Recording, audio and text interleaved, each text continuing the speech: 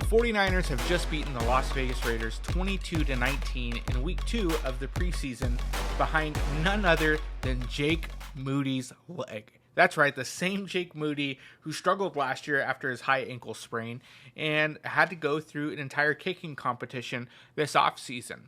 Now, a lot of fans were calling for Jake Moody's job halfway through the game because he missed a 50-yarder by almost 5 or 6 yards, missed it wide left. Now, some arguments can be around the hold, but immediately after that, he nearly missed a 26-yarder by barely sneaking it in.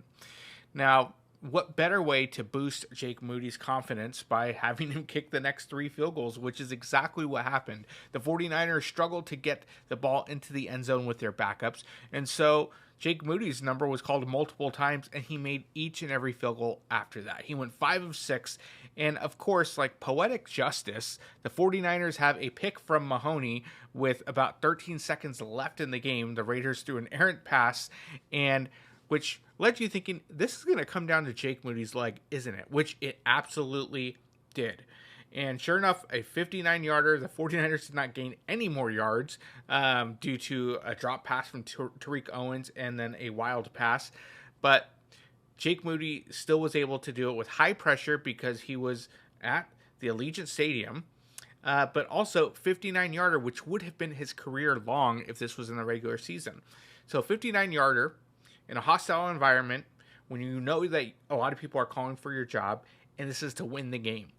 Granted, it's preseason, so it's not going to count, but it counts for his confidence and honestly the confidence of the team in Jake Moody. And he nailed the kick. He was carried off the field, and props to you, Jake Moody. Very, enjoy this. It's huge. It's great for your confidence, and as a Niner fan, I'm thrilled. And I'm stoked, and hopefully this kind of propels you to those big games that the Niners hope to play, later on into the season. Now, beyond that, there are a lot of takeaways, a lot of longer looks because some starters got to play. Not everybody played. You didn't have, of course, Christian McCaffrey. You didn't have Trent Williams. You had Fred Warner that didn't play. Nick Bosa didn't play, and a few other starters. Let's talk about the not so good first. Colton McKivitz. Colton McKivitz looked like a backup today. He went against Max Crosby multiple times, and Max Crosby made him look elementary at right tackle. And it was not pretty. Brock Purdy was forced to kind of rush, and it was interesting, to say the least, because it just emphasizes what we already knew. And what we already knew is that Colton McKivitz is not a good right tackle. He's serviceable, but he's not good. Now, he says he's going to make the Pro Bowl this year, but if that had any indication of what that Pro Bowl looks like, that's not the Pro Bowl I'm looking for. Colton McKivitz needs to step up. He needs to figure that out now. But on the left side of the ball, yes, Spencer Burford didn't have as bad of a game as he did preseason week 1, but that shouldn't be what you're aiming for. And so what we know for a fact is that not having Trent Williams on the field is not good for the 49ers. Trent Williams is what makes the 49ers offensive line work. The fact that they don't spend a lot of capital to get those top-tier offensive linemen is, honestly, that's where the 49ers hurt the most. And Trent Williams, it kind of elevates them. They kind of fell into Dominic Pooney as a dominant right guard. More on him later because he got hurt. And now they may have fallen into somebody else in Connor Colby. We'll see. Again, there's still a lot to be figured out. You're not going against all the starters. Most teams are not putting their initial scheme. They're just going with their base defense. But let's jump over. We'll get off McKivitz's back. Let's jump over to the defensive side of the ball. And I'm going to tell you my biggest concern out of the game. It's not Jake Moody. It's not even not having Trent. My biggest takeaway from the game that was frustrating and not so good was the interior defensive line. There was little to no push at all from the defensive tackles. In fact, I was very concerned because last year the 49ers got ran over week in and week out. You look at Alfred Collins, got pushed back several times, multiple yards, and the defensive tackles, I'm not saying that they need to get sacks, but they need to take on multiple linemen. That way Fred Warner and D. Winters can roam free. If our defensive tackles aren't getting any penetration, opposing teams are going to run the ball all day long. And so that was concerning for me, and hopefully for Robert Saleh as well, because you need that interior push. If you want to play safer in the back or you want to have a little bit more exotic blitzes, you need to have that pressure up the middle, because if you're going to blitz from the outside, you need that pressure in the middle to try to flush out the quarterback to go directly into the blitz. But that's not happening. So that needs to happen. Also, Corey Kiner got hurt. We don't know the extent of that. We know that the cart came out for him. It looked like it was a hip drop tackle, which is illegal in the NFL, which should have thrown a flag, but it didn't happen. But seeing, Christian McCaffrey go out to talk to him, that was good to see. As a Niner fan, you hate to see as an NFL fan in general, you hate to see other players get hurt. But from a Niner fan, seeing Christian McCaffrey, one of the starters, in his regular street clothes, going out to console Corey Kiner, that was huge. Corey Kiner, an undrafted free agent, signed with the Niners, was playing dominant all preseason, even through training camp, has a great burst. And we already know the Shanahan's history. Shanahan's do phenomenal with undrafted late round pick running backs, and Corey Kiner seemed to fit that mold. And so it's unfortunate to see him go down, and hopefully it's nothing too bad and that he'll be able to make this roster. Another thing we got to see is more of Mac Jones. Mac Jones threw an interception. Now, he ended the game last week with an interception, didn't get to show if he could bounce back, but he bounced back this week. He threw an interception, his first drive, and then immediately after that, he bounced back and led the team down, granted, for a touchdown, and then a field goal the following one. So I thought he played well, especially when the offensive line wasn't that great. And so he proved to be very well. Another person that proved to play pretty well after not having a great week one was Chase Lucas. Chase Lucas had a pick in the third quarter and then also a sack in the fourth. I'm talking about that same sack that happened in the series that led to the interception by Mahoney, where the 49ers were able to get that game-winning field goal. Chase Lucas is starting to show out, which is great. Now, he'll probably contribute mostly on special teams, but I would assume when the 49ers go in that dime package, you can expect to see him here and there on the field, especially if he can hone in on that blitz and time those really well. You can bet your top dollar Robert Saleh is going to be putting him in those situations. Now, before I jump onto the good, there's one other thing that was a little bit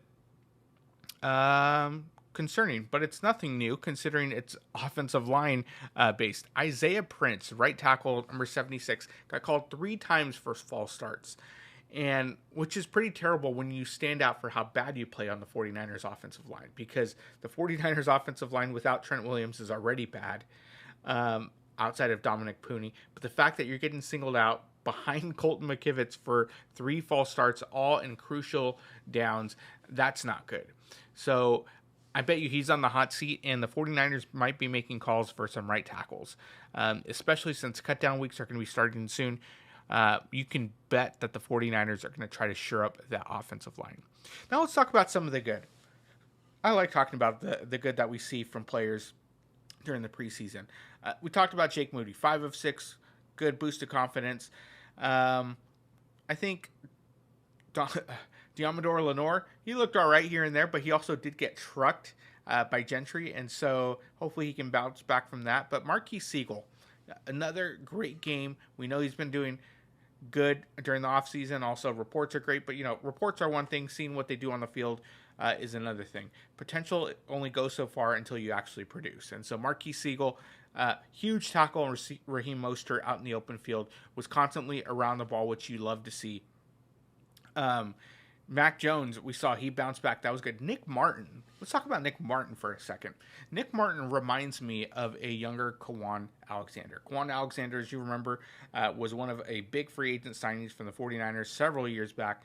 But he never quite panned out because he was always highly over-aggressive, which means he over-pursued, a lot of missed tackles, but very hype, was great for the linebacker room, but just didn't live up to that potential, at least not what the 49ers were expecting. Nick Martin kind of reminds me of that. He has all the intangibles, has the speed, has the size, very aggressive, but he's a rookie. But he seemed like he took a big step this week from preseason week 1. We know he missed multiple tackles preseason week 1, but he had a big hit today. He also ended up having a big blitz sack, so he was able to follow through, didn't over pursue there. So it's nice to be able to see that progression and honestly him learning from some of his mistakes. I think you hear how fast the NFL is, but when you think of a guy like Nick Martin, I think the best advice for him is to slow down. Trust the game's going to come to you. Don't worry too much. Focus on processing what play is happening. Focus on what the opposing offensive coordinator is trying to do to the defense. You have the speed, the makeup speed. So trust your eyes, trust your athleticism to make up as you process what's happening. Don't feel like you need to compensate or anything. Just trust yourself, play within the system, and you'll be fine. And I think if Nick Martin does that, he's going to be a huge contributor for Robert Saleh this year. A few other things that we saw. Again, we mentioned Isaiah Prince. Marquise Siegel looked really good. Lenore looked good outside of getting trucked. Jake Moody played well. Brock Purdy seemed to light up the Las Vegas Raiders defense, and Ricky Pearsall. It seemed like them two had a great connection, which you knew that through training camp. And it's great to see that actually in live action games. Now, granted, it is the preseason. Ricky Pearsall is going to have to step up during the regular season, especially with Juwan Jennings still hurt with a calf injury, especially with Brandon Ayuk still out to possibly October, and especially because George Kittle's going to be double teamed. So you need somebody else to step up. And I think having Ricky Pearsall out there was great, and seeing that connection happen early because they connected, I believe it was 3 or 4 times during the first drive, and once that was done, that's all Kyle Shanahan needed to see, and he pulled him off. So I thought having him take that second year jump is great. That's what the 49ers need. That's going to mean so much as the 49ers go throughout the year and get Brandon Ayuk back, hopefully get Juwan Jennings back soon. I think that's going to be huge, absolutely huge. And hopefully Christian McCaffrey is as healthy as what we're hearing. You know, we heard Kyle Shanahan's kind of joke, oh, yeah, he hit 25 miles an hour. But I think the proof's going to be in the pudding when we get everybody out on the field in week 1 in a hostile environment in Seattle and see what can this team do under duress. What can this team do when all of their stars are out there on the field with a lot of new people, new faces? Can they come together? Can they gel? And can they show out?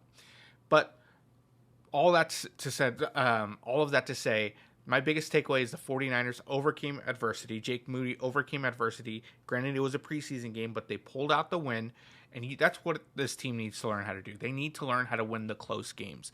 Last year, they lost several close games, and I think this year, they need to win the close games. And if they do that, they'll be just fine. Well, that's all we have for today. Don't forget to like and subscribe, and we'll catch you next time.